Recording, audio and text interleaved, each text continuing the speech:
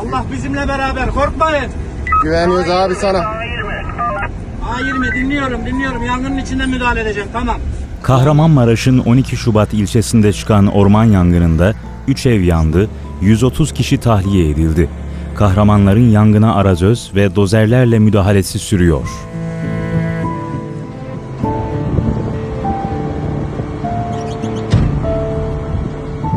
Radyo 7